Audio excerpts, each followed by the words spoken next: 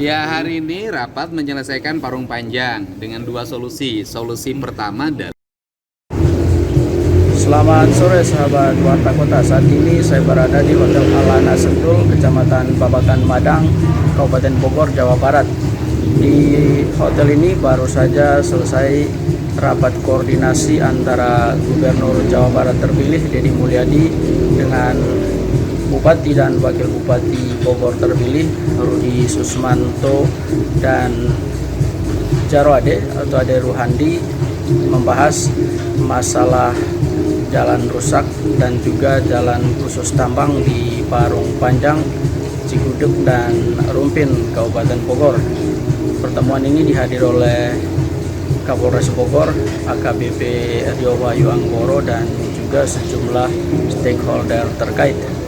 Dalam pertemuan ini, Gubernur terpilih Jawa Barat Deddy Mulyadi dan para pihak mendapatkan dua solusi untuk mengatasi masalah jalan tambang dan juga jalur khusus tol tambang di Parung Panjang. Solusi pertama adalah membangun atau meningkatkan jalan provinsi di Parung Panjang, Cigudeg dan Rumpin pada tahun 2025 ini dengan anggaran 130 miliar. Lalu solusi kedua adalah membangun jalur khusus tambang atau tol tambang yang akan dilaksanakan pada tahun 2026 oleh Pemprov Jabar, pemerintah Kabupaten Bogor dan juga para investor atau para pengusaha tambang di kawasan Bogor Barat. Demikian yang bisa kami laporkan dari Sentul, Jawa Barat. Selamat sore, salam sehat dan selamat melanjutkan aktivitas.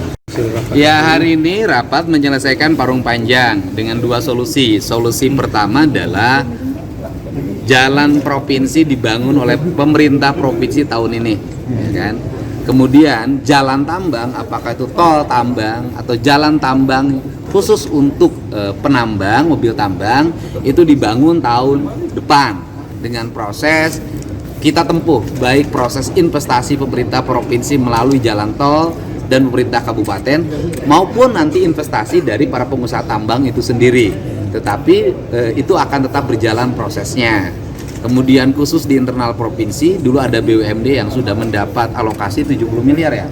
70 miliar untuk uangnya segera dikembalikan ke kas daerah untuk dibangunkan menjadi jalan provinsi, Parung Panjangnya dibangun. Jadi solusinya itu. Kemudian untuk warga yang mendapat musibah, meninggal diakibatkan kelalaian dalam pengelolaan jalan, kelalaian karena pengendara kendaraan yang bertonase tinggi dan ragam kecelakaan, kami akan berikan kompensasi, ya kan, uang duka bagi keluarga walaupun terlambat. Kita hitung 6 tahun ke belakang itu, dan saya tadi menjanjikan 50 sampai 100 juta per orang yang meninggal. Untuk jumlahnya berapa, Pak?